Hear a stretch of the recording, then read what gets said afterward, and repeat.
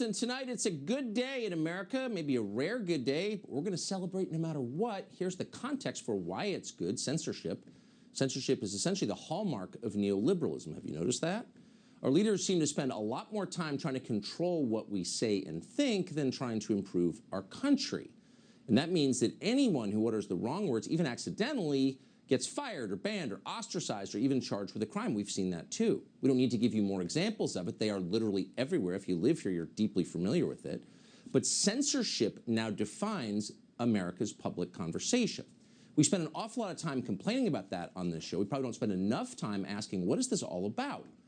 Why are the authorities suddenly so intent on controlling our words? Why are they so afraid of free speech? This is a new thing, and the answer is pretty simple. It's an act of self-preservation. If voters were allowed to think for themselves, the entire system would teeter and possibly collapse. Sound like an overstatement? Okay. Consider the ideas that the people in power use to justify their power and their rule over you. Here's some of their slogans, not one of which you're allowed to disagree with. Here they go. America is a racist country. White supremacy is our biggest threat. January 6th was a coup. Ukraine is a vitally important ally. Gender is a social construct. Climate change is an existential crisis. This is a pandemic of the unvaccinated, and so on.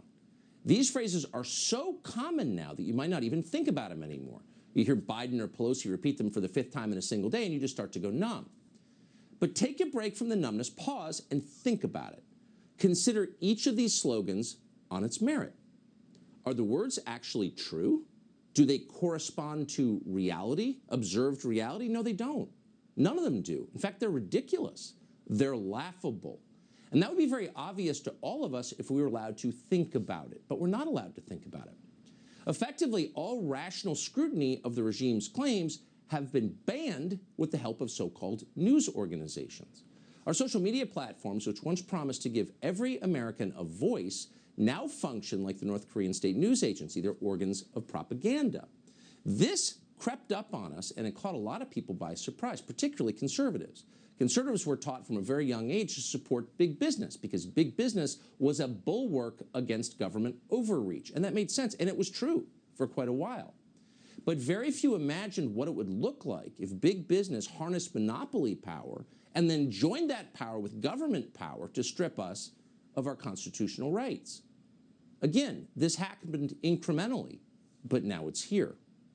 So these aren't really free market companies.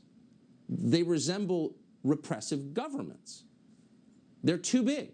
They're too powerful for you to do anything about. You can't resist. So if you want to talk in public in 2022, you have to submit to their censorship. It's depressing. It doesn't seem like there's a solution. That's what America looked like when we woke up this morning. But thankfully, and it's very nice to be able to say this on a Monday, things are changing, and they appear to be changing fast. Elon Musk, who's the head of Tesla and SpaceX, famously a billionaire, just announced he has bought an almost 10% stake in Twitter. That makes him the largest shareholder in Twitter. So why does this matter? Well, because Twitter matters, whether you want it to or not.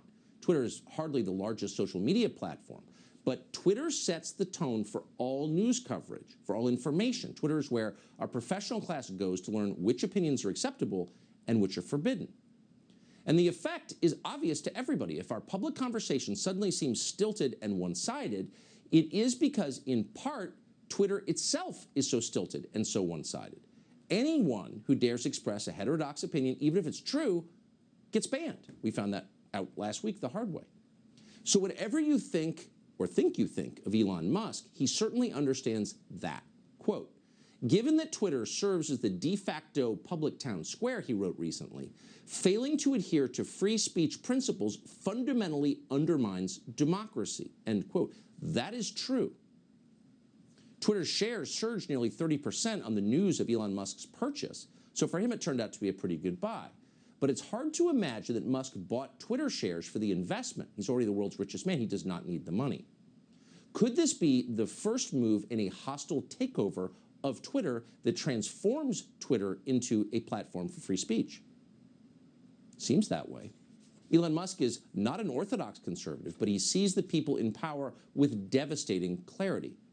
A few months ago, he described wokeness, that is to say, the ideology at the heart of Twitter's business operations as, quote, one of the greatest threats to modern civilization. Watch. It is a prevalent mind virus and arguably one of the biggest threats to modern civilization. So do we want a humorless society that is simply rife with condemnation and hate, basically? At its heart, wokeness is divisive, exclusionary, and hateful. It basically gives mean people a reason, it gives them a shield to be mean and cruel, armored in false virtue. When was the last time you heard a crisper and more precise definition than that? Wokeness gives mean people a shield to be mean and cruel, armored in false virtue, end quote. Not a lot of CEOs talk this way. In fact, none. They're not allowed. The fact that a CEO who does talk this way may take over one of the most important communications platforms in the United States is cause for celebration, real celebration. The censors are powerful, but it turns out they may not be all powerful. So what happens next? Let's be very clear. This is not a business transaction. It's much bigger than that. Elon Musk is a massive threat to the way things are. So, by definition, it will not be long before they are calling him a racist. You can mark your calendar. Tonight, there are Democratic operatives studying everything Elon Musk has ever said in public. They're preparing one of the nastiest campaigns of character assassination in memory. They have no choice but to do this. Restoring free speech to Twitter is the greatest possible threat to the people in charge. They have to control the information. If they don't, they fall. So you're going to be hearing a lot about Elon Musk in coming days, and all of it will be negative. At some point, they're going to unearth this clip from the Babylon Bees podcast back in December. They'll tell you this is some kind of fascist talk or dangerous ethno-nationalism. We'll let you judge for yourself. There are not enough people. I can't emphasize this enough. There are not enough people. I think one of the biggest risks to civilization is the low birth rate and the rapidly declining birth rate. It is, and yet so many people, including smart people, think that there are too many people in the world and think that the population is growing out of control. It's completely the opposite. Please look at the numbers. If people don't have more children, civilization is going to crumble. Mark my words. Okay, so the first tip that what you just heard is forbidden is that it's real. He's not talking about something ephemeral. He's not talking about the Academy Awards. He's talking about perpetuating the species, something that has inherent meaning that we ought to be thinking about, but that by design we're not. Have more children, he said. That's one of the things you're no longer allowed to say in public. Now, Musk himself has already ignored that order. He's got 8 kids. The problem with people with 8 kids is they're hard to control. Why? Because they're apt to love their own kids more than the corporation they work for, or more than the government they live under. So neoliberal leaders hate the idea of big families in the same way they hate the idea of religious faith, because both are a challenge to their power. That's one of the main reasons they despise Viktor Orban, the Prime Minister of Hungary, whose pro-family policies are the most comprehensive in the world. Because of those policies, we went to see Orban last summer, and here's how he described to us what he's doing in Hungary. What is going on here is building up a society which is very successful. Economically, politically, culturally, even in demography, we have some success, family policy. So what you can see here could be described as a success story. But the fundamentals of this success are totally different than it is wished and run and created by many other Western countries. So the Western liberals cannot accept that inside the Western civilization there is a conservative national alternative which is more successful at the everyday life, at the level of than the liberal ones. A world leader who reads books and talks like it. So he's essentially arguing that Hungary is hated by the leaders of other countries because the contrast is so stark. Hungary is conservative, and let's be clear what we mean by conservative. Hungary is conservative in pretty much exactly the same way the United States was conservative in 1998. Not old-fashioned repressive conservative, whatever that is, but just sort of normal people conservative. The conservative you remember very well before the lunatics took over. So Hungary has stayed that course thanks to the man you just saw. and as a result, it has turned out to be much more successful, by which we mean much more stable and much happier than most of the liberal countries that surround it. That's true, and that's why they hate Viktor Orban so much. He is a living rebuke to their ideas. And yet, and this is our second piece of good news tonight, Viktor Orban was reelected yesterday for the 4th time in an electoral landslide. In his speech, Orban described the victory as a win for sensible nationalism, which it certainly is, as well as a rebuke to, quote, the left at home, the international left, the Brussels bureaucrats, the Soros empire with all of its money, the international mainstream media, and in the end, even the president of Ukraine. We should tell you all of those forces and people bitterly opposed Viktor Orban's re-election. And you can see why. He does the one thing you're never allowed to do. Orban says the obvious things out loud. Last summer, for example, he told us that in order to protect families, you first have to secure your national borders. Watch. If somebody, without getting any permission on behalf of the Hungarian state, cross your border, you have to defend your country and to say, guys, stop. And if you would like to cross or you would like to come, there's a legal procedure. We have to do it. But you can't cross, without any kind of limitation and permission and any contribution and control of the Hungarian state. It's dangerous. You have to defend your people against any danger. And you think you have a right to do that? Of course. It's coming from the God, the nature, so all arguments with us. Because this is our country, this is our population, this is our history, this is our language, so we have to do that. Of course, if you are in trouble and there is nobody closer to you than the Hungarians, you have to be helpful. But you can't say simply that, okay, it's a nice country, I would like to come here and to live here because it's a nicer life. This is not a human right to come here. No way, because it's our land.